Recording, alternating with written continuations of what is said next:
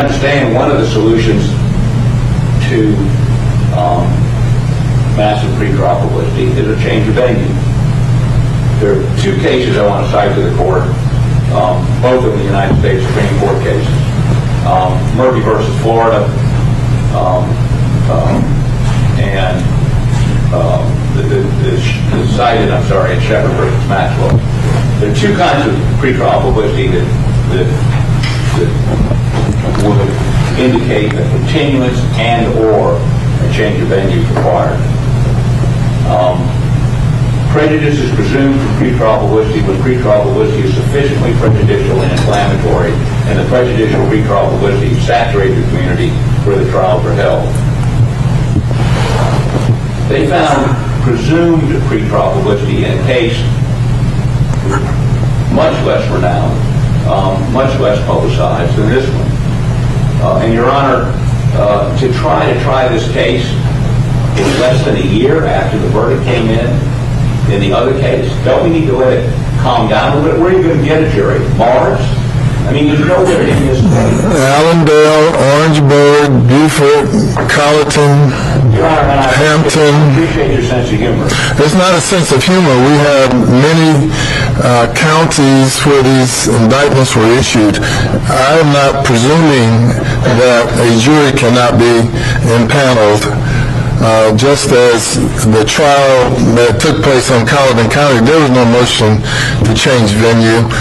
And I'm not presuming any prejudice, and the test is not based on speculation.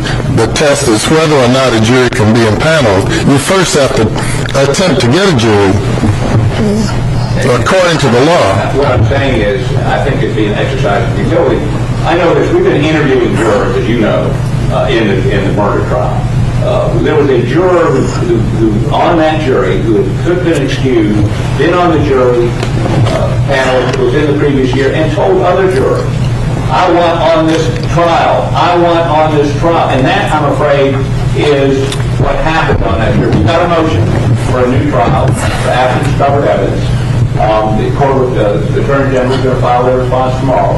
We believe the Court of Appeals will order a hearing before a circuit court judge to determine whether or not the corporate court tampered with that jury. And that is and so we would go forward with another trial while that matter is pending, while that matter is being litigated? Probably not in Colleton County. Well, Your Honor, the idea that somehow something happens in Colleton County doesn't affect what happens in Beaufort County. I mean, this is a national case. I mean, do they not have television now in Dale County? I don't know. Do they not have the internet? I don't know. So what's the hurry? That's the other point. What is the hurry? He's pleading in federal court next Thursday. Every allegation the state has made, the victims will have their day in court. We plead, Mr. Murdaugh indicated he pleads guilty to the state charges, but the state insists on doing them in serial so they get 3 convictions so they get life without parole. A guy who's already serving 2 life sentences without parole. This is just another attempt to get more publicity, to make this another national case. And, Your Honor, I'm offended that the Attorney General he's got many other cases that are much older than this, but granted, Court TV won't be there for them. This is another effort at creating a national spectacle. Now, Your Honor has some things to say about Mr. Murdaugh at his sentencing. You obviously believe he's guilty of that. You obviously, and the jury found him guilty of that. But I would ask you to put those feelings aside and give us a chance to litigate this jury tampering issue, to allow Mr. Griffin and I to have time, if there is going to be a trial on these, prepare for those trials, which we won't in our calendar for the fall. And third thing is, why doesn't the Attorney General put some distance between the conviction in the murder case and the trial, if there has to be a trial, on the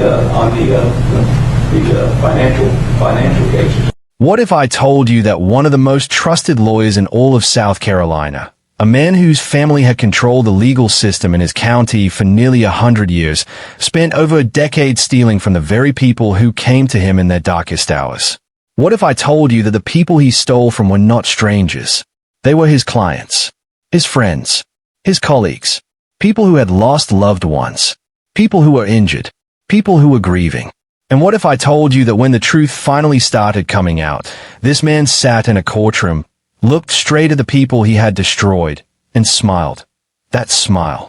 That single, quiet smile in a courtroom. It is the image that haunts this entire case. Because it raises a question that no amount of testimony, no amount of sentencing, and no amount of prison time can fully answer. Was that the smile of a man who still believed he could control the room? Or was it the first crack, the very first moment, where the mask began to slip? This is not just a story about stolen money.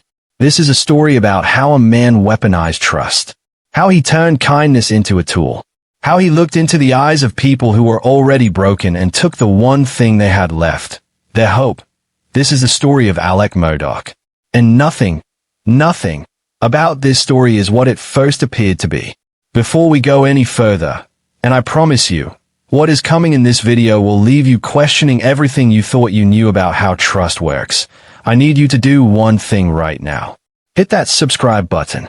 Hit that notification bell. Because the stories we cover on Dark Trail Files are not the kind of stories you want to miss.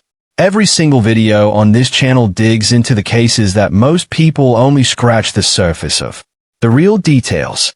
The real moments. The parts that never make the headlines. So subscribe now. Turn on notifications, and let's get into this. To understand how deep this story goes, you have to understand who Alec Murdaugh was, not just to the public, but to the people in his world. Alec Murdaugh was not just any lawyer. He came from a family that had held power in South Carolina's Low Country for generations. His great-grandfather, his grandfather, and his father each served as the top prosecutor in the 14th Circuit, a stretch of influence that spanned nearly 90 years. The law firm where Alec practiced was one his family had built. It carried their name. It had been standing for over a century in a small, tight-knit community like Hampton County. That kind of legacy does not just give you a career. It gives you something far more valuable. It gives you a reputation. And Alec Murdaugh, by every outward measure, had the reputation of a man you could trust with anything. He was a personal injury attorney. That means the people who walked into his office were not wealthy executives looking to close a business deal. They were ordinary people, people who had been in car accidents, people who had lost family members in tragic circumstances, people who were injured on the job and had nowhere else to turn. These were people at their most vulnerable. And they came to Alec Murdaugh because his name, his family's name, carried a weight that made them feel safe. And for years, for many years, that feeling of safety was exactly what Alec Murdaugh cultivated. He was charming. He was well-connected. He was the kind of man who could walk into any room in that county and be greeted like family. But here's what no one in that room knew.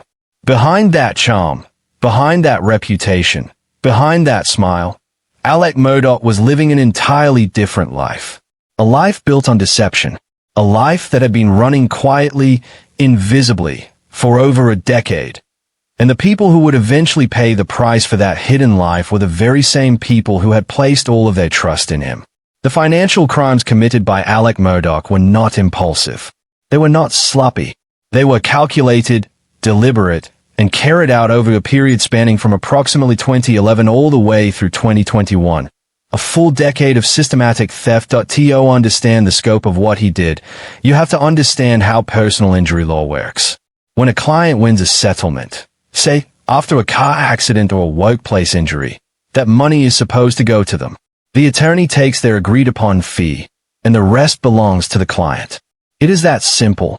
It is supposed to be that simple. Alec Murdaugh found a way to make it anything but simple. That he ran multiple schemes simultaneously, layered on top of one another, designed so that even the people closest to him had no idea what was happening. The first involved his relationship with a local banker named Russell Laffitt, who served as president of Palmetto State Bank. Murdaugh directed law firm employees to make settlement checks payable to the bank itself rather than to the clients. Those checks were then funneled through Laffitt, who distributed them for Murdaugh's personal benefit, paying off loans, covering personal expenses, and making cash withdrawals. This scheme alone lasted from around 2011 through at least 2021, but that was only one layer. The second scheme, and this one is particularly disturbing, involved a fake company account. In September 2015, Murdaugh created a bank account under the name Forge. He presented it as a legitimate corporation, but it was not. It was a shell. He was the sole owner. He was the only person who could sign on that account. From around 2017 through at least 2021, Murdaugh funneled stolen client settlement money through this fake Forge account. He set up what he told clients were annuities, financial instruments designed to protect their money over time. Except Murdaugh controlled those annuities. The money was going to him. The third scheme involved the estate of his own housekeeper. And this one is where the story becomes something deeply personal and deeply painful.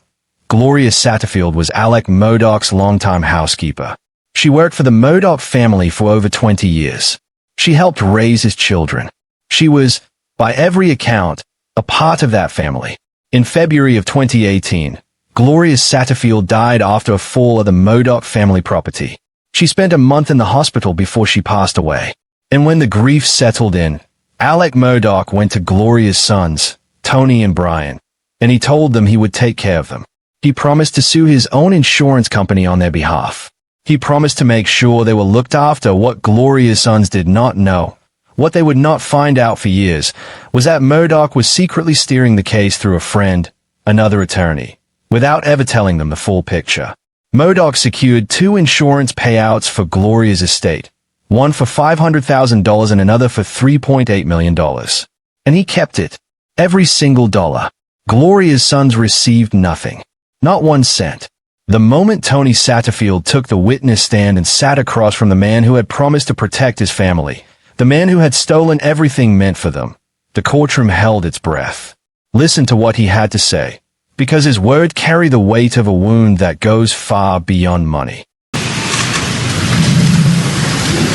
Well, we saw just a moment ago a confession of judgment where Alec Murdaugh admitted that he owed you $3 million. I cannot get this wrong.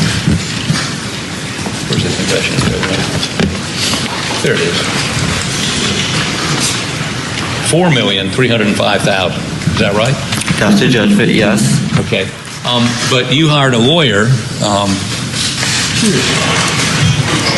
Eric Bland, very fine lawyer, and he actually sued Mr. Murdaugh's firm and some other folks and got you $6.5 million, right?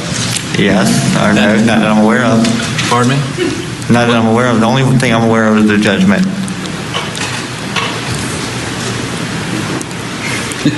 So Mr. Bland didn't tell you about the $6.5 million? Yes. Okay, I'm sorry. I'm just trying to make sure history's not repeating itself here. And so you actually recovered $6.5 million, which would be a couple $1 million more than you would have gotten had you received the money that Alex took, right? Yes. Okay. So you've been made more than whole for that loss. Yes. $2 million more than you would have gotten had he not taken your money, right? Okay, yes. Okay. Now, sort of the last question that I think I have for you, but let me check with my co-counsel before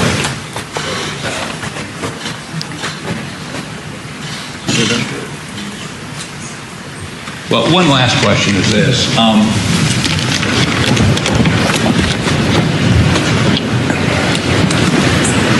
On June 7th, prior to June 8th, had you ever threatened Alec Murdaugh with exposure? All right, could you repeat the question again? Prior to June 8th, 2021, did you ever threaten Alec Murdaugh saying, I know you stole my money, where's my money? You know, I know you've got the money. Did you threaten him in any way? No. Okay. Thank you. I have no further questions.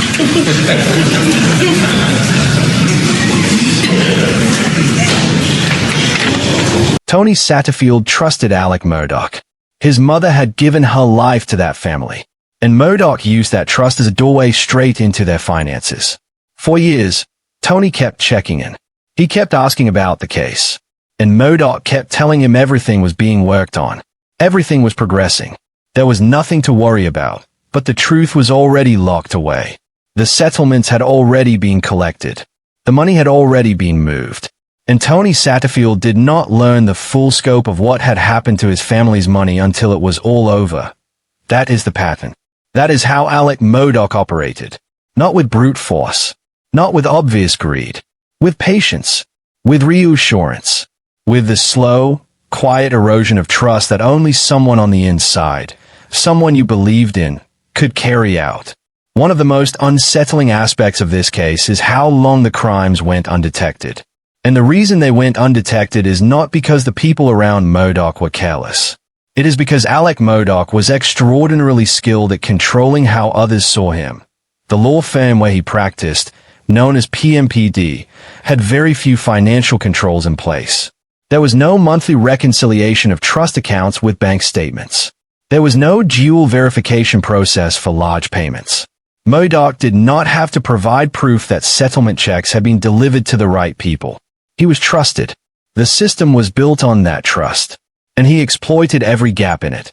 But the lack of controls is only part of the story. The other part is the way Murdaugh managed the people around him. He was what colleagues described as a people person. He could read a room. He could charm a jury. He could make anyone feel like they were the most important person he had ever met. And he used that gift, not to help his clients, but to make sure no one ever thought to question him. When the people who worked alongside Alec Murdaugh every single day finally took the stand, their testimony did not just reveal what he had done. It revealed how he had made sure no one around him could ever have seen it coming. Listen closely to this testimony. The way they describe him is not the description of a stranger. It is the description of someone they believed they knew.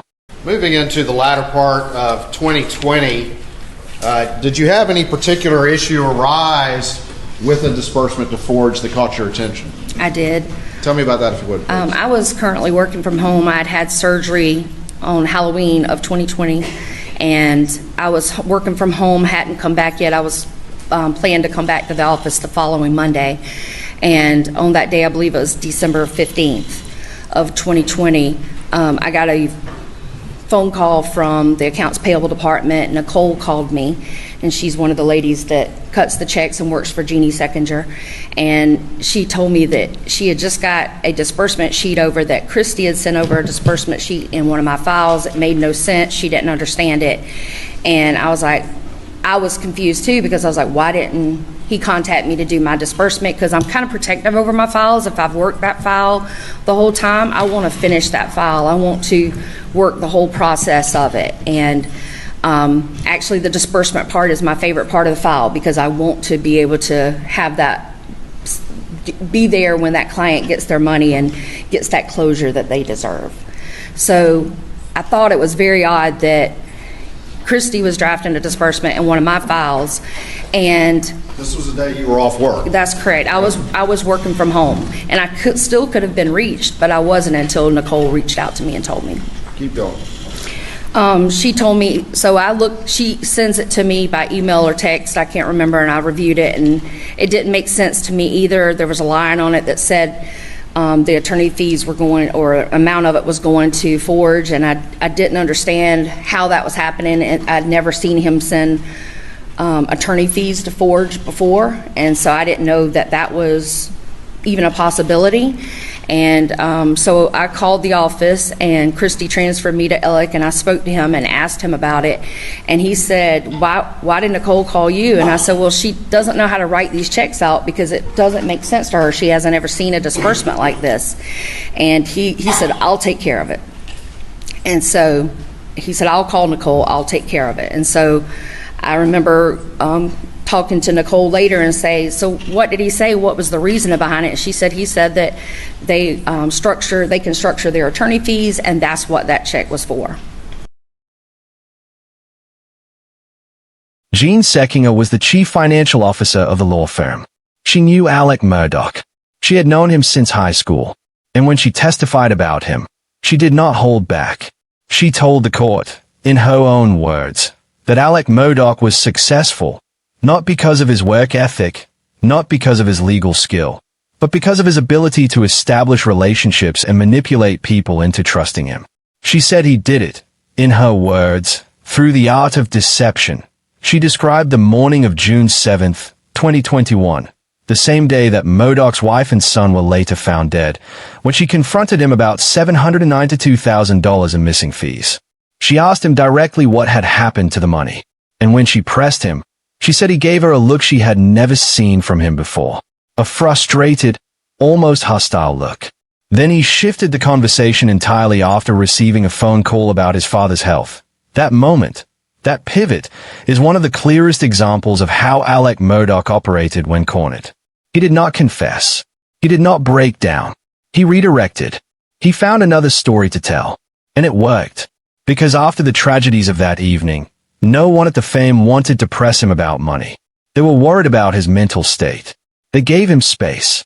And in that space, the theft continued to go unexamined. Jean Seckinger did not testify as a distant observer. She testified as someone who had worked in the same building as Alec Murdaugh for years, someone who eventually discovered the full scope of what he had been doing right under her nose. What she told that jury cut through every excuse and every explanation he ever offered.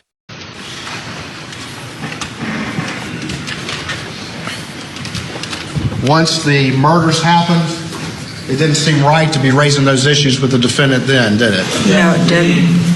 I'll lead the witness. After the murders happened, did it seem right to you to raise those issues to the defendant? No, as I stated earlier, we were concerned about the welfare of Alec and the feelings of himself. He was not at work, and we were trying to make sure that he was emotionally okay and able to deal with things before we pressured him about anything. And then just a few weeks later, just in July, he's still in shock from all of these murders? Yes, And did ultimately you get an email from Chris Wilson? I did on July 19th. And what did that email say? Chris said that he had the money in the trust available to us. He's got the money, so no big deal, correct? Correct?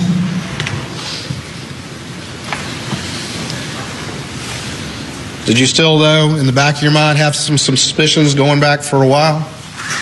I had suspicions that I didn't really believe that because I'd yet to see the ledger or the proof, and it seemed like there was no reason not to send that to me if something wasn't going on.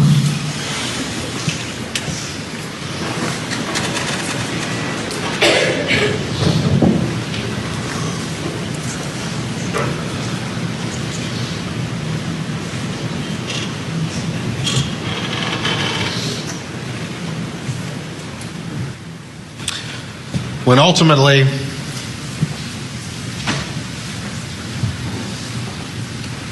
you turned back to these issues and that Chris Wilson check was found,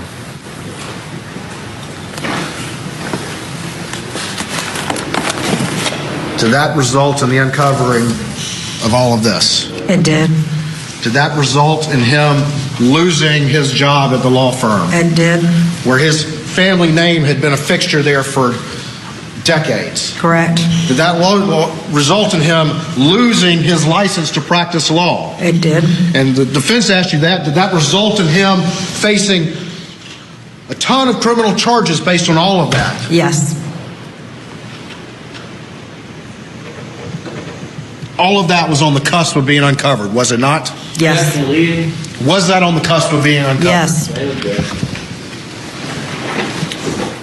Question has been answered. Any further exam? Very briefly, Ms. Seconder, the finding the Chris Wilson check was coincidental to your work on the Forge account research, correct? Yes, but as we uncovered the Forge, we knew we had a problem. I understand. And it was the Forge issue that led to all of this. It had eventually been the issue if we'd requested Chris Wilson. Regrettably, that we did not in July, we would not have received the money because the money was not in there. We found that out later. Well, we'll find out about that, but so the Chris Wilson issue is a one-off compared to all these other transactions that you brought here today, right? That's right. All right, thank you. You may step down. Thank you. By September of 2021, the walls were closing in on Alec Murdaugh from every direction. A paralegal at the firm discovered funds she believed had been stolen. Sekinger ran the books on Murdaugh's cases. What she found was staggering. Over the course of roughly 10 years, from 2011 through 2021, Murdaugh had taken more than $5 million from the firm alone, not counting what he had stolen directly from clients through the fake Forge account and other schemes. In total, prosecutors believe the amount exceeded $12 million. The firm's partners confronted him, and when they did, Murdaugh admitted to what he had done. His own brother, who was a partner at the firm, told him he needed to resign, and he did. But here's what makes this moment so significant in the context of this entire story. When Murdaugh was confronted, when the evidence was right in front of him and denial was no longer possible, he did not immediately take full responsibility. He did not volunteer information. He admitted to what he had to admit to. He resigned when he was told to resign. But the full picture, the complete extent of what he had done, did not come out all at once. It came out slowly, piece by piece, over months and years of investigation. And even after everything was laid bare, even after he pleaded guilty, even after he sat in a federal courtroom and heard a judge describe his crimes as reprehensible, even then, $6 million in stolen money remained unaccounted for. $6 million that prosecutors could not find. That Murdaugh could not, or would not, explain. That number should stop you. $6 million. Gone. And no one knows where it went. Before we get to what happened next, I need to pause here. Because the next piece of this story involves one of the most emotionally raw moments in the entire trial. It involves a man who spent 30 years believing Alec Murdaugh was his closest friend. A man who stood at his side after the worst tragedy imaginable. A man who only discovered the truth when it was already too late to stop it. And when he took the stand, when he looked at Alec Murdaugh and tried to put into words what he was feeling, what came out of his mouth will stay with you. Keep watching. Chris Wilson did not come to this courtroom as an enemy. He came as someone who had loved Alec Murdaugh for over 3 decades, someone whose entire life had been intertwined with his. And the moment he started speaking, you could see exactly how much that bond had cost him. Watch his face. Watch Alec Murdaugh's face. And ask yourself, what you are seeing here, is it grief? Or is it something else entirely?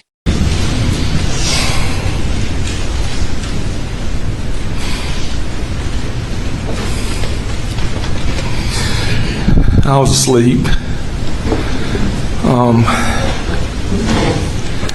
My phone's always kind of sit beside the bed. I could hear it buzzing, but I really wasn't paying it any attention. My wife comes in kind of, just hysterical. She says, you got to wake up, you got to wake up. And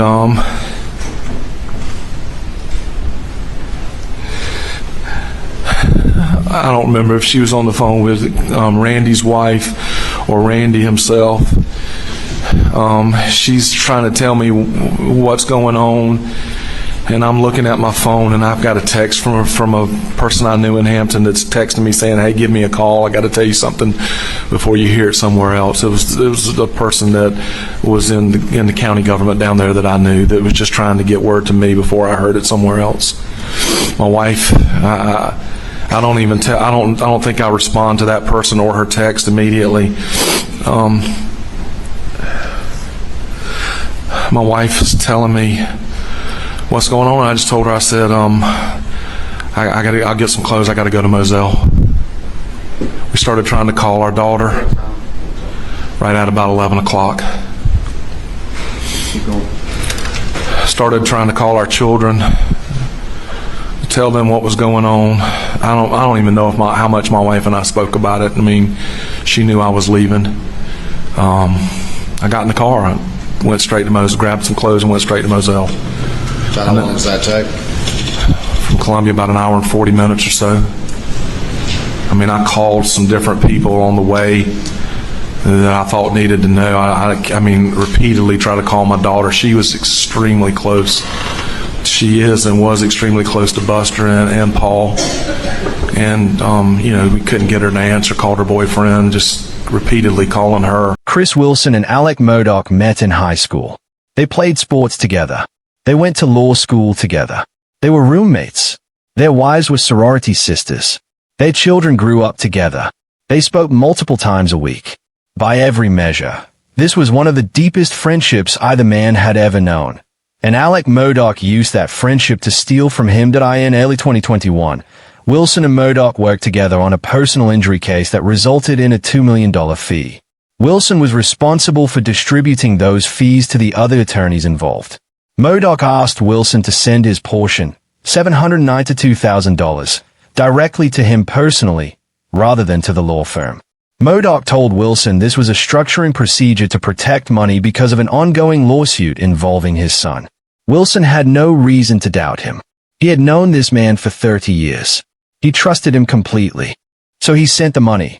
But Murdaugh had already spent it. When the discrepancy was discovered, Murdaugh told Wilson he had made a mistake and would pay it back.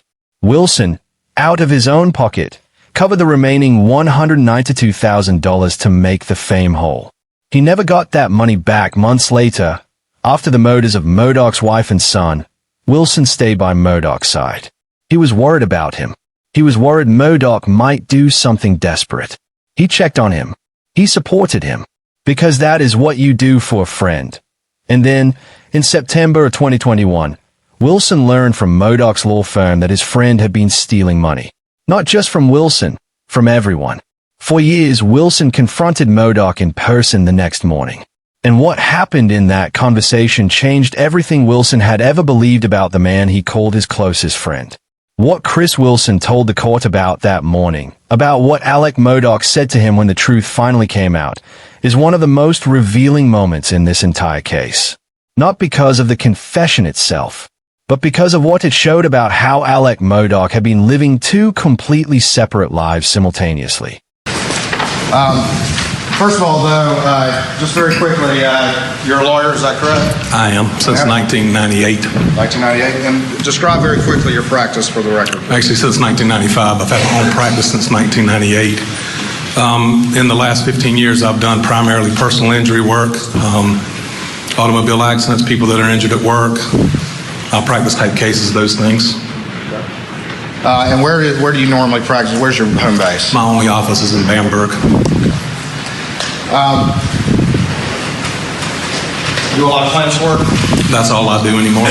For the last 15 years, that's really all I do. And do you know the defendant? I do. And when did you get to know the defendant?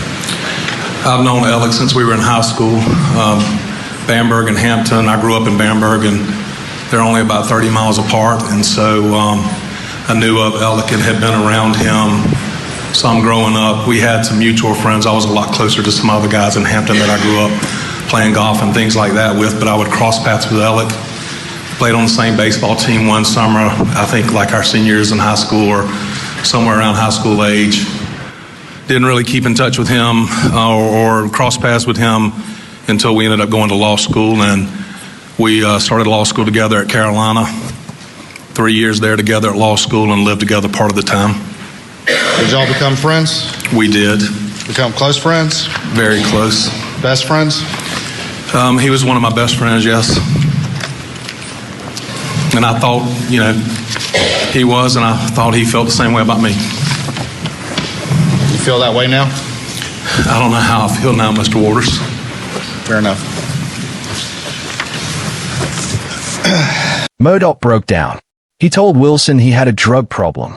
He told him he had been addicted to opioids for over 20 years. And then he admitted that he had been stealing money from the fam, from clients, from people all around him. Wilson described the confrontation as heated at times and silent at times.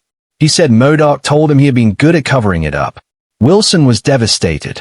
He told the court he felt shocked, betrayed, angry, numb, all at the same time. And when the prosecutor asked Wilson if Murdaugh was still one of his best friends, Wilson looked directly at the man sitting at the defense table, the man he had spent 30 years beside, and said something that the entire courtroom felt.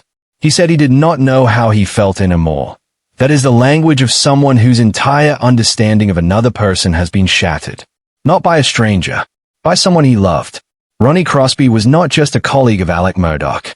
He was a law partner, a friend for over 20 years. Someone who called Paul Murdaugh, Alec's son, his nephew. When Crosby took the stand, you could see the weight of everything he had seen and everything he had learned pressing down on him. And the anger he carried was not just personal. It was about what Murdaugh had done to the firm, to the clients, to everyone connected to it. When I got out of court, I saw that I'd missed communications from one of my partners, Murdaugh, and I called him, and he said, "We have a problem." And I was like, "What?" And he said, "You have to come now." And I said, "I'm just walking out of court. I need to go home and eat supper, and it's not on my way." And he didn't ever tell me what it was, but he said, "You have to come now." And I could tell the urgency, and so he told me where to meet him, and that would have been in Cummings, South Carolina, at my partner Danny Henderson's place, and which was not on my way home, but he was so insistent that I went there and met. When I got there, Danny and Mark were there waiting on me. And ultimately, what was your discussion? I was giving a folder that had paperwork in it, and that paperwork consisted of checks, both front and back, and I was asked to review them. And were those the what's been called the fake forged checks? I believe the fake forged checks, there was not all of them that Ms. Seckinger went over, but I believe that there was, I could probably call the names of most of them that were there. I know it was Anderson, Bush, Moore. There was probably about 5 or 6 of them, and I believe they had a copy of the Ferris check there too. Ferris check? Yes, and I'd sat for a minute and reviewed it. I think Danny said, "You're going to need a drink." And so... Did you have a drink? Yeah, ultimately more than one. What happened after that? Well, they didn't tell me what was in it. They let me review it on my own. And I immediately said, this is bad. And my words then were that we have to terminate Alec. He cannot no longer practice with us. And that was within, I don't know how many minutes, but it was not a long period of time, because the way Jeannie had it laid out, it was clear what had happened and that this money had been stolen. Did any of the partners go to confront Alec with this information that had been uncovered? Yes, there was a meeting the following morning at Lee's house. I did not attend. I did not need to attend. I was still getting ready for trial. I had already decided where this was going, and they met, and then we, Danny and Randy, Alec's brother, went and met with Alec. And what was your understanding of what the defendant said as a result of that? That he admitted and said that he knew he was going to get caught at some point in time, and admitted to them that he did it. Ronnie Crosby testified that he had known Alec Murdaugh for over 2 decades. They practiced law side by side. Crosby knew Paul Murdaugh since birth. The two families were intertwined in the way that only happens in small, tight communities built on years of shared history. But Crosby also testified about something that cuts to the heart of how this betrayal played out professionally. When evidence of Murdaugh's theft was finally presented to the firm's partners, the law firm had to borrow money, millions of dollars, to pay back every single client that Murdaugh had stolen from. That money came directly out of the partners' pockets. Out of Crosby's pocket. Out of the pockets of every person who had built that fame alongside the Murdaugh family name. When the defense tried to suggest that Crosby's testimony was colored by resentment, Crosby did not back down. He acknowledged that he had felt extreme anger, but he said he had moved past it, not because the wound had healed, but because carrying that anger was not something he could afford. He had a firm to rebuild. He had clients to serve, and he had to find a way to move forward in a world where the name his firm was built on had become something entirely different. Crosby also testified about something else, something that connected the financial crimes to the larger tragedy of that case. He was one of several people who heard Alec Murdaugh's voice on a video recorded by Paul Murdaugh just minutes before the murders. A video that Murdaugh initially said he was not present for. Crosby said he was 100% certain that was Murdaugh's voice on that recording. That detail matters, because it shows that the lies did not stop at the financial crimes. The pattern of deception extended into every corner of Alec Murdaugh's life. Now here is where this story gets complicated. Because Alec Murdaugh did not just sit in that courtroom and say nothing. He offered an explanation. He blamed his crimes, all of them, on a 20-year addiction to opioids. He said the pills controlled him. He said they clouded his judgment. He said they made him do things he never would have done otherwise. And here's the question that the courtroom itself forced into the open. Was his addiction a reason? Or had it become something else entirely? A shield? When Alec Murdaugh spoke about his addiction in court, he did not present it as a simple struggle. He described it in ways that revealed something deeper about how he had come to see the drugs, and how he had woven them into the identity he built for himself. Listen carefully to how he describes his relationship with opioids, because the way he frames it tells you more than the words themselves. If I took 30, if I had 30 milligram pills, you figure 100 pills would be 3,000 milligrams. 100? 100. So you're taking 60 a day or something like that? There were days where I took more than that. There were days I took less than that. And how would you take them during the course of the day? I mean, how many are you taking at one time? How frequent in this time period, let's say January to June? You know, there's a point in time, and I'm not sure when it was, I think it was well before that, where, and you have to understand this, this is something that I can still remember the first time I ever took an OxyContin. Murdaugh, can I ask you to answer my question, and I'll let you explain all you want. And my question was, how many were you taking a day during this time from January to June? Answer that first, please, and if you want to explain, I'm happy to let you do so. I'm not positive, and here's why. It's because over the years, like as I was saying, the first OxyContin, one OxyContin made me sick. And that was when I was transitioning from hydrocodone to oxycodone. And it made me sick because it was a really strong one. And so, you know, one OxyContin pill was like 10 hydrocodone pills. So, but anyway, as I took more and more, and over the years, it just, you know, you build up a tolerance to pain pills. And so what might give me this energy, one of the reasons I became so addicted is, you know, some people talk about pain pills and how they make them lethargic and, you know, where they can't do anything and they feel.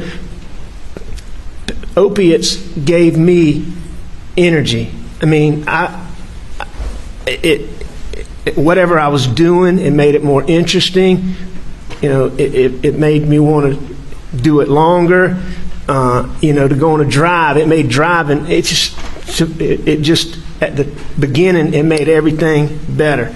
During his testimony, Murdaugh described his addiction in detail.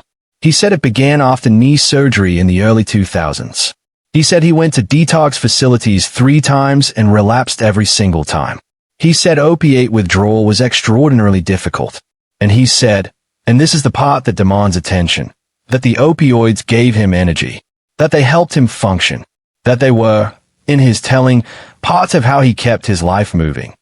But here's what the judge said in response to that explanation. The judge looked at the evidence, at the complexity of the schemes Murdaugh had run, the fake accounts, the redirected settlements, the decade-long web of manipulation, and said something that cut through the addiction narrative entirely. The judge said that no truly impaired person could have pulled off the complexity of these transactions. That statement is important because it forces a question that Alec Murdaugh himself raised in court, almost as if daring the room to ask it. He said he understood that the natural reaction to his expressions of remorse would probably be to wonder, is he sorry for what he did? Was he sorry that he got caught? He said those words himself.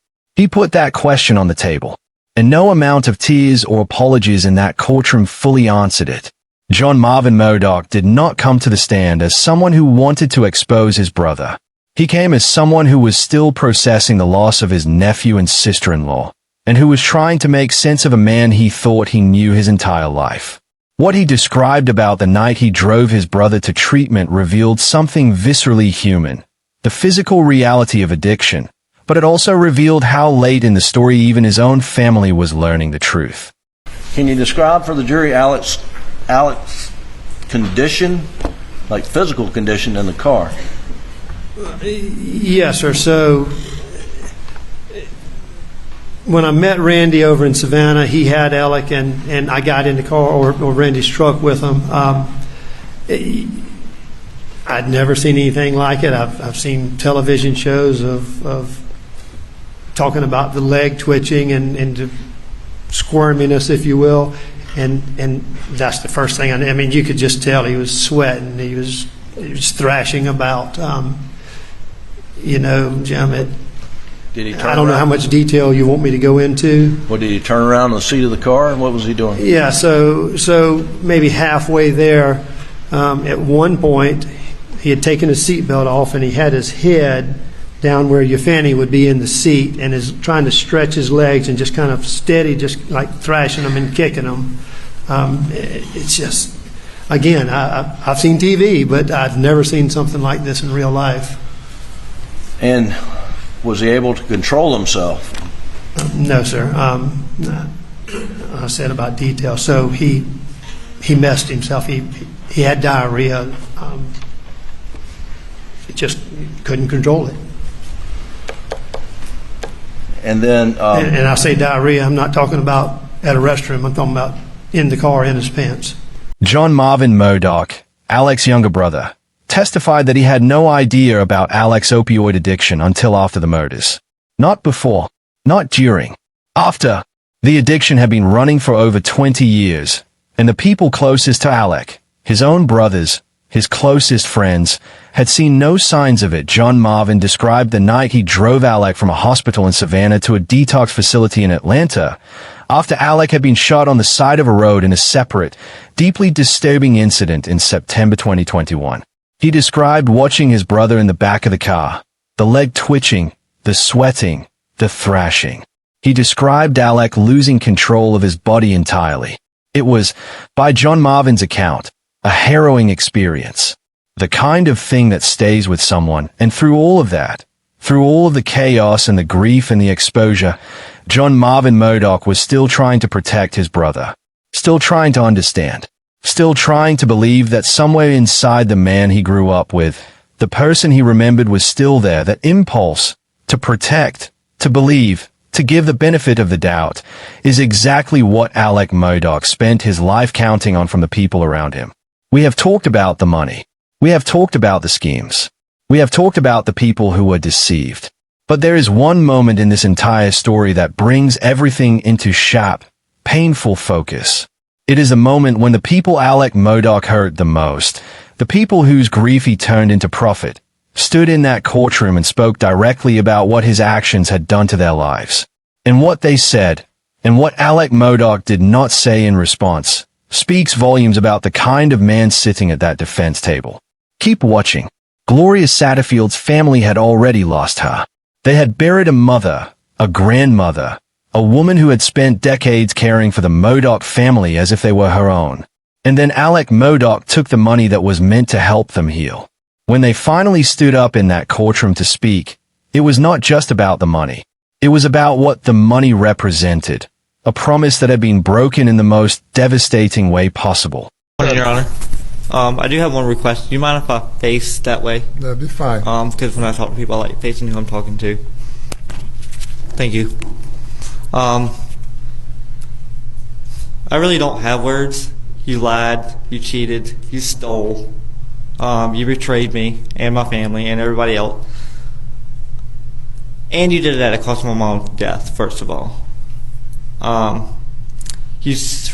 couple Octobers ago, you wrote a half-hearted, I'm sorry letter, which was half-hearted because your actions did not follow through, that you were really sorry. So I'm going to read you. I have an apology. I'm sorry that you feel like you had to betray us, steal from us, cheat us, and lie to us. I'm sorry that your family has to now go through what they're going to have to go through the rest of their life because of your actions, of what you did. But I want you to know that I'll forgive you. I will pray for you every day, that God get the hold of your heart. And you may not know the gospel, so I'm going to share it with you. The gospel is the death, the burial, and resurrection of Jesus. That's how people are able to forgive people and able to do right and able to pray for those who hurt them and do things to them. So my heart is with you. My prayers are with you, and I just wish the best for you. Thank you. Gloria worked very hard for you for 20 years, you and your family. She loved Buster and Paul as her own. She loved Maggie, and she trusted and loved you wholeheartedly. She considered you and your family as her own family. To have her loyalty and love and trust betrayed by you is very hard for our family to understand. We just will never understand. And how you were able to profit from her death is especially hard for us to understand and cause unimaginable hurt to our family. The fact that if only you had given Tony and Brian just a very small portion of the money you stole from them, they would have appreciated it and been very happy while thinking that you had kept your word, done your legal duty, and looked out for them and their best interest. Instead, you chose to break the law that you had sworn to uphold, be greedy, and look out for your own best interest. Alec, in time, the wrong you did to so many people may be forgotten, but in hopes that Gloria and her pure heart, full of kindness and love, will not be forgotten, we started the Gloria's Gift Foundation in honor of Gloria and her memory by providing gifts to some needy children during Christmas so that Gloria will be remembered forever. And my heart goes out not only to my family, but today to hear all these families that you did wrong by. Those children that you stole from, everything.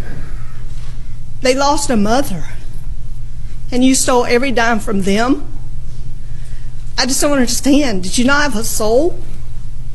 I don't get it, Alec. I can't understand it. And I thank God maybe that I don't understand it. Because then I might be in the same situation as you. I just don't get it. And I guess I never will get it. So hopefully God will forgive you because you're going to need forgiveness. I just don't know. I'm lost for words, Alec. You are not the person that I thought I knew. And you come from a good family, but you wasted your life. And I hate you did to family the way you did, because you do come from a good family. And I'm sorry you threw your life away. Thank you, Judge, for allowing me to address. Yes, ma'am. Thank you. And thank you for the state for everything y'all did for us to find justice. That's on behalf of the Satterfields. Thank you. Gloria Satterfield's sons, Tony and Brian, and other members of her family had spent years believing that Alec Murdaugh was working on their behalf. They believed he cared about their mother's memory. They believed the legal process was moving forward. And for all of that time, the money that should have been theirs, money that represented their mother's life, her death, and the promise Murdaugh made at her funeral, was already gone. When they gave their impact statements at Alec Murdaugh's sentencing, they were not speaking into a void. They were speaking directly at the man who had taken everything from them. In the room, the judge, The jury, the public watching, listened. Tony Satterfield had testified earlier about how he trusted Alec Murdaugh, about how his mother had been part of that family for over 20 years, about how Murdaugh had looked him in the eye multiple times and told him everything was fine. And then, when prosecutors asked Murdaugh directly if he remembered looking Tony in the eye and lying to him, Murdaugh admitted it. He said he remembered lying to Tony and looking him in the eye on many occasions. That admission, delivered so plainly, so matter-of-factly, is one of the most revealing moments in this entire case, because it strips away every layer of excuse. It is not confusion. It is not impairment. It is acknowledgement. Alec Murdaugh knew exactly what he was doing. He knew he was looking into the eyes of a grieving son, and he lied anyway. Throughout this entire case, Alec Murdaugh had one advantage that had served him for decades: the ability to control a conversation, to charm, to redirect, to make people believe what he wanted them to believe. But in a courtroom, there is one person in that room whose job is to make sure that advantage disappears. That person was Prosecutor Creighton Waters. And what happened when Waters faced Murdaugh directly, when the questions could not be deflected and the answers could not be rehearsed, is a moment where everything Alec Murdaugh had built started to visibly fall apart. It wouldn't be unusual for me to look them in the eye. While you were doing some fast talking to a teenager, correct? I certainly was not telling her the truth. I don't know if I was talking fast or slow, but I wasn't telling the truth. All right. Well, you ultimately convinced her that there was nothing amiss here, right? While you were stealing her money, correct? I don't know if I convinced her that nothing was amiss or I misled her, but I admit candidly in all of these cases, Mr. Waters, that I took money that was not mine and I shouldn't have done it. I hate the fact that I did it. I'm embarrassed by it. I'm embarrassed for my son. This is something, what's the date on that one? Creighton Waters was not just a prosecutor in this case. He became something larger, the voice of every single person Alec Murdaugh had ever deceived. When Waters took Murdaugh through the details of his crimes, case by case, victim by victim, dollar by dollar, he was not simply presenting evidence. He was systematically dismantling the narrative Murdaugh had spent his entire career constructing. Waters pressed Murdaugh on every scheme, on the fake Forge account, on the Satterfield settlement, on the money diverted from his own law firm, on the clients he had looked in the eye and lied to over and over again. And through all of it, Murdaugh could not fall back on his usual tools. He could not charm his way out of a specific question about a specific transaction. He could not redirect when the document in front of him told a different story than the one he was trying to tell. This was a moment, the clearest, most public moment, where the power dynamic in that courtroom shifted completely. Alec Murdaugh had spent decades as the one in control, the one who knew the room better than anyone, the one who could steer a conversation wherever he wanted it to go. And in that cross-examination, he was none of those things. He was the one being questioned. He was the one being corrected. He was the one whose words were being held against him, not by strangers, but by a prosecutor who had spent months studying every transaction, every lie, every pattern, for someone who had built his entire life on controlling how others saw him. That loss of control was perhaps the most significant consequence he ever faced, long before any sentence was handed down. When Alec Murdaugh stood before the court to enter his guilty plea on the financial crimes, it was supposed to be a moment of accountability, a moment where he finally faced the consequences of what he had done without the protection of denial. But listen to the way he spoke, the words he chose, the way he framed his own actions, and ask yourself one question. In this moment, is Alec Murdaugh speaking to the court, or is he speaking to history? Mr. Murdaugh, you've heard what Mr. Waters has stated. Do you agree with the statements he has made? Yes, sir. And do you wish to withdraw your formally entered plea of not guilty and plead guilty to each and every one of these charges? I do. You, your lawyer, and the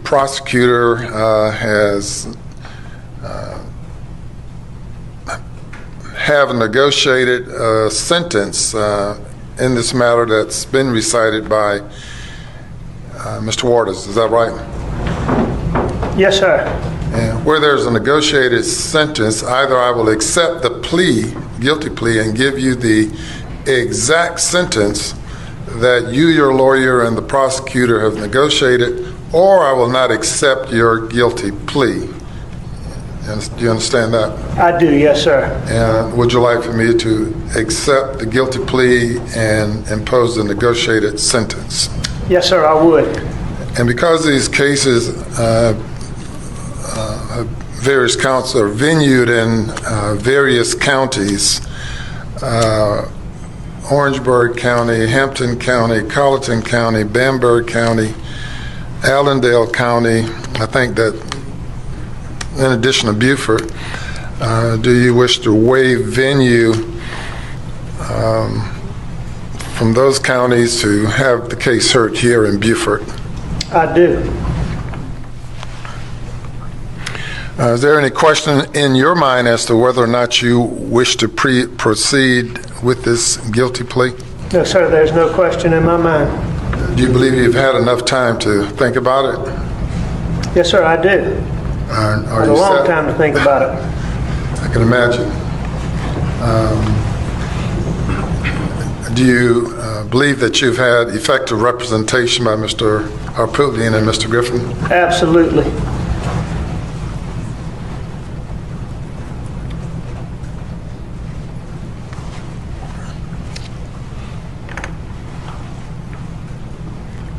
Now, this plea agreement includes a provision providing for a waiver of appeal and waiver of filing any post-conviction relief, as well as ordering restitution. You have reviewed those provisions and are fully informed and agree with those provisions. I am, yes, sir.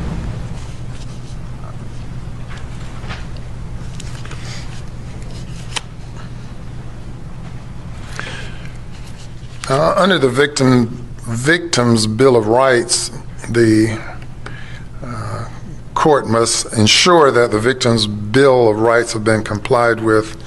The state is well aware of that, as well as your lawyers.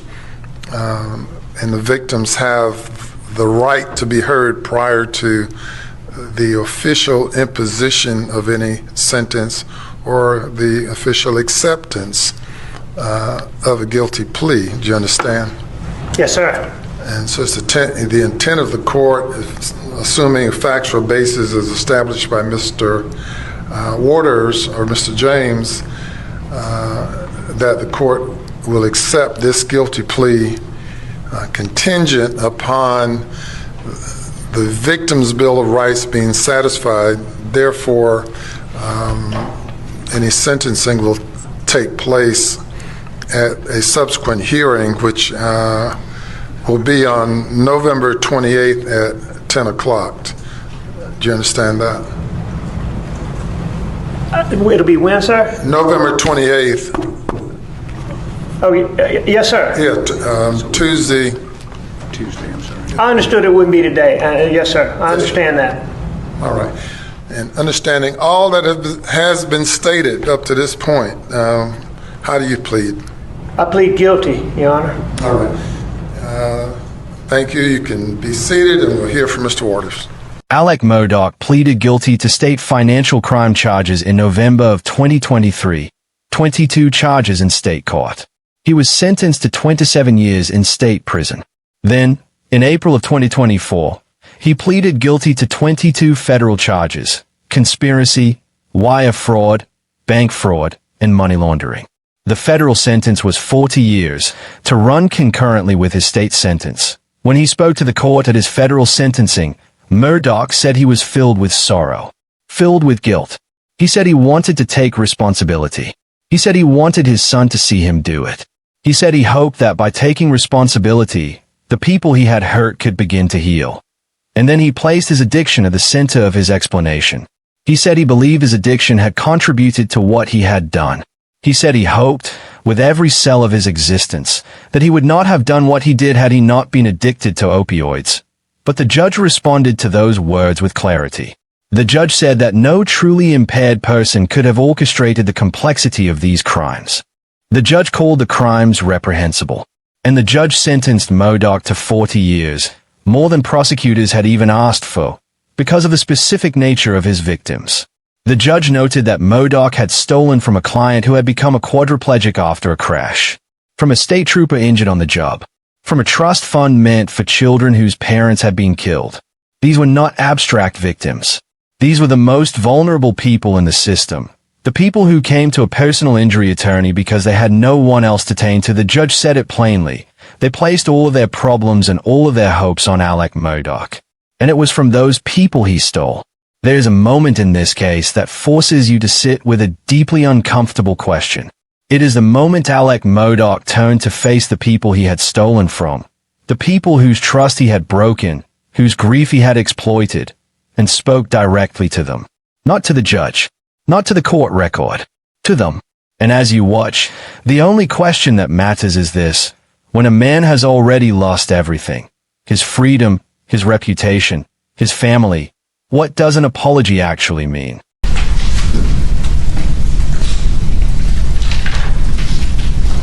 Last thing I want to say, Your Honor, is that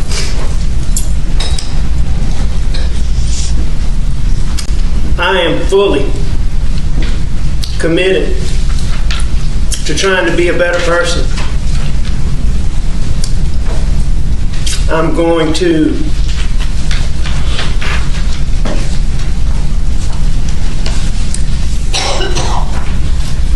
do as much good as possible and help as many people as I can while I'm incarcerated.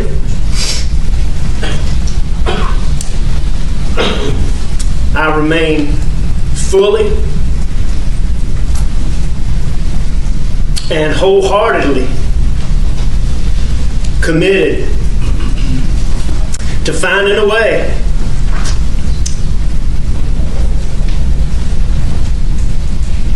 to somehow make those who love me proud again in some small way.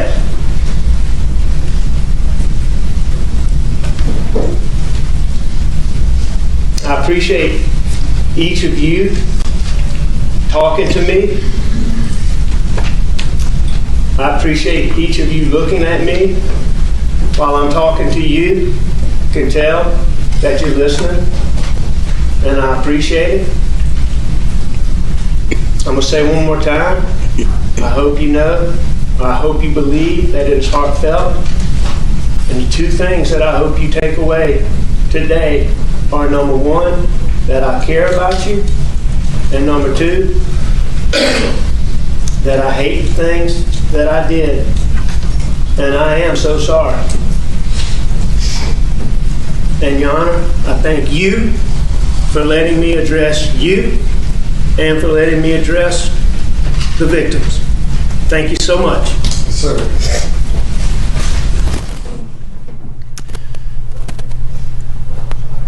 When Alec Murdaugh addressed his victims directly, he spoke for 13 minutes. He told them he was sorry. He told them he understood the damage he had caused. He told them he hoped they could eventually find peace. But the victims had already spoken. They had already told the court what his actions had done to their lives. And the gap between what Murdaugh said and what his victims had described, that gap is where the truth of this case lives. One victim, the mother of a young man who had died in a car crash, stood before the court and said something that will stay with anyone who heard it. She said it was not about the money. She said she would give back every dollar if she could have her son back. What Murdaugh had taken from her was not something that could be measured in dollars. It was something that could not be replaced at all. Murdaugh sat and listened. He did not interrupt. He did not object. He absorbed every word. And that silence, that complete, unbroken silence, in the face of the pain he had caused, is perhaps the most telling thing about who Alec Murdaugh is. Not the tears. Not the apologies. The silence when someone else's suffering is being described. The silence of a man who has nothing left to say that could make any of it better. Not every person who encountered Alec Murdaugh in that courtroom came to the stand with tears or trembling hands. Some came with something sharper, a direct, unflinching confrontation that cut through every excuse and every carefully crafted word Murdaugh had ever offered. This moment is one of those. Watch how Alec Murdaugh responds, or does not respond, when someone refuses to let him off the hook. I've been waiting on this day to look in your eyes. I wanted to sit down with you, one-on-one, when I found out what you did. Just want to know why. I can say, oh, excuse me.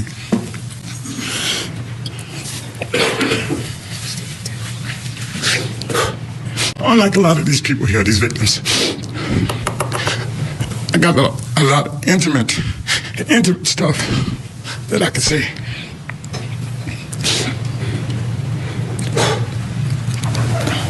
You remember all those wildlife hunts I had for law enforcement? Your entire family was a guest of honor. Mr. Buster, Judge Eldroff, insisted on me taking care of them for the day. You don't know how many brownie points you got in my life from just that. I trusted you with everything. I knew I was going to break. I knew it. Mr. Bland, can you reposition his mic so I can understand?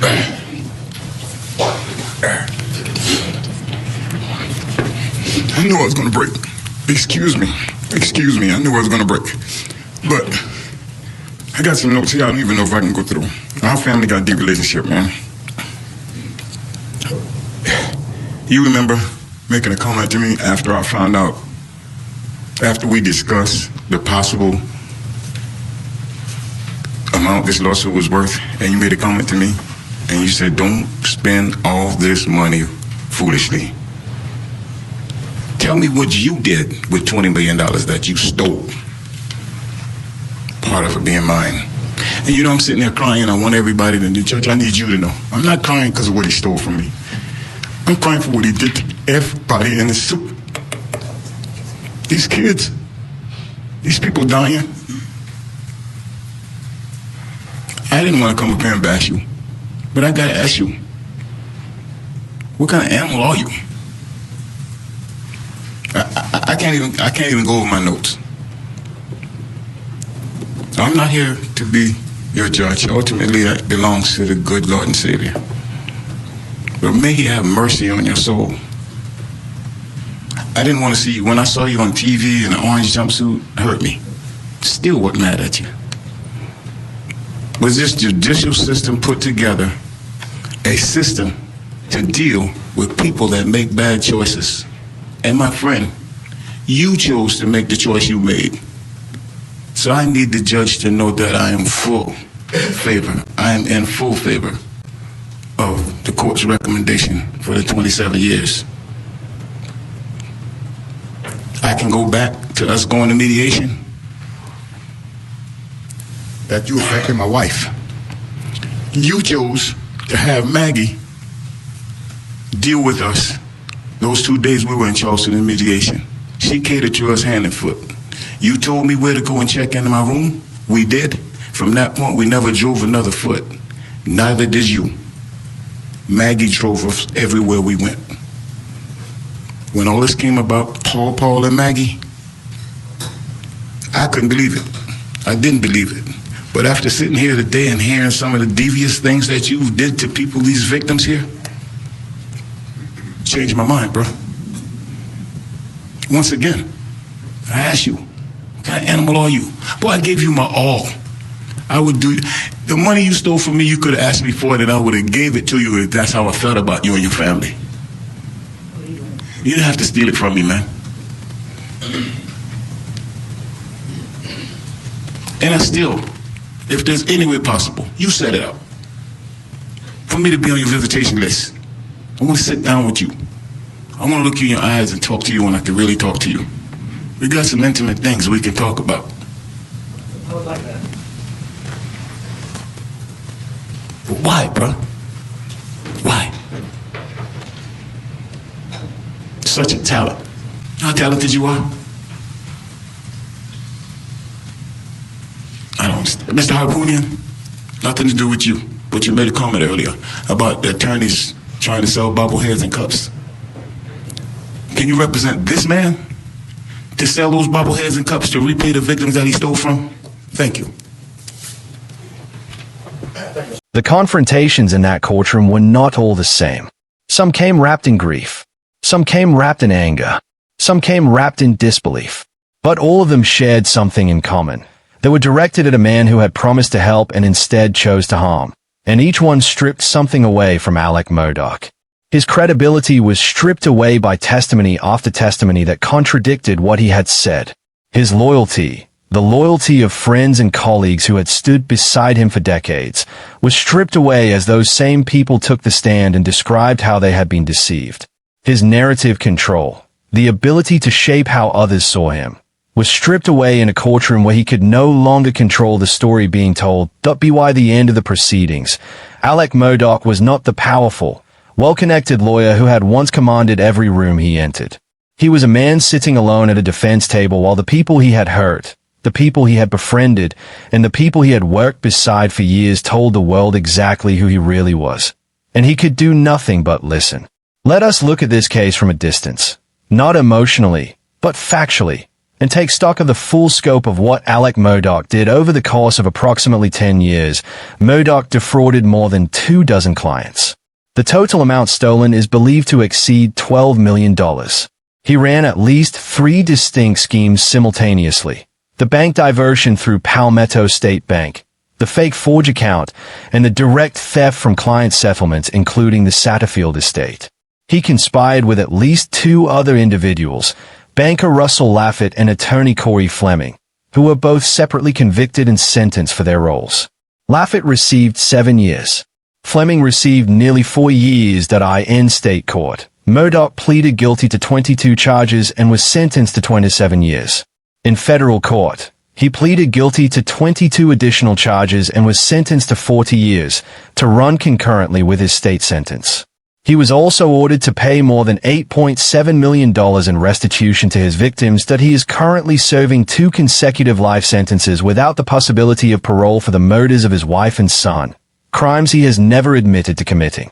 His attorneys are appealing those murder convictions. And even after all of this, after the guilty pleas, the sentences, the restitution orders, $6 million in stolen money remains unaccounted for. The FBI believes Murdaugh has not been fully truthful about where that money went or whether another attorney helped him in ways that have not yet been publicly identified. The investigation, in certain respects, is still ongoing. Before I close this out, I want to leave you with something. Not a fact, not a number, a question. Because this case, for all the testimony, for all the evidence, for all the sentences, does not end neatly. It ends with a question that Alec Murdaugh himself put on the table. A question he could not answer. A question the court could not answer. A question that will follow this case for as long as people talk about it. And I think it is the most important question in this entire story. Stay with me. Alec Murdaugh spent decades controlling how other people saw him. He controlled the narrative in his law firm. He controlled what his clients believed about their cases. He controlled what his friends knew about his personal life. He controlled, for 20 years, what anyone around him understood about his addiction and his crimes, and then, in a series of courtrooms, that control was taken away from him. Not by force, not by any single dramatic moment, but by the accumulated weight of testimony from the people he had deceived.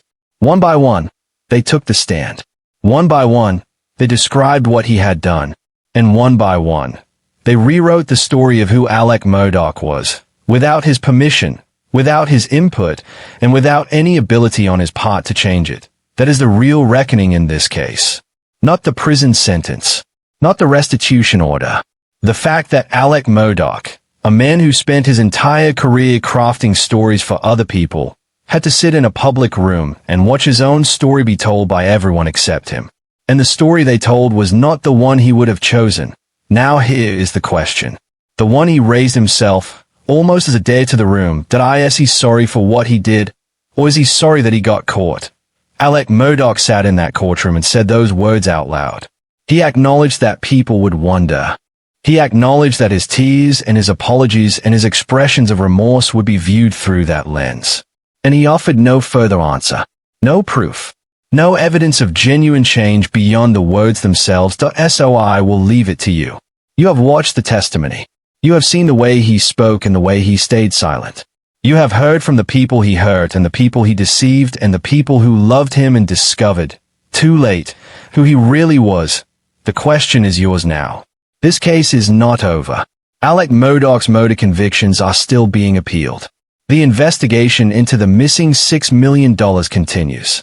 New victims have been identified, and the full scope of what he did, and who helped him do it, may not be known for years. But what is known, what has been laid bare in courtroom after courtroom, is this: for over a decade, a man who was trusted with the most painful moments of other people's lives chose to use that trust for his own benefit. He looked into the eyes of grieving families and promised to help them.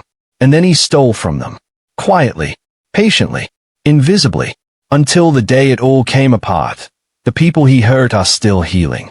Some of them will never fully recover what was taken from them. Not the money, the trust, the belief that the system was supposed to protect them. Alec Murdaugh is in prison. He will be there for the rest of his life, barring extraordinary circumstances on appeal. But the damage he left behind, in the lives of his victims, in the reputation of his profession, in the hearts of the people who once called him a friend, that damage does not have a sentence. It does not have an end date. It simply exists, and that is why this story matters. Not because it is unusual, but because it is possible. Because it happened inside a system that was supposed to prevent exactly this. And because the people it happened to trusted that system, and trusted him, completely. This has been Dark Trail Files. If this video made you stop and think, if it made you question something, even for a moment, then share it. Put it in front of someone who needs to see it.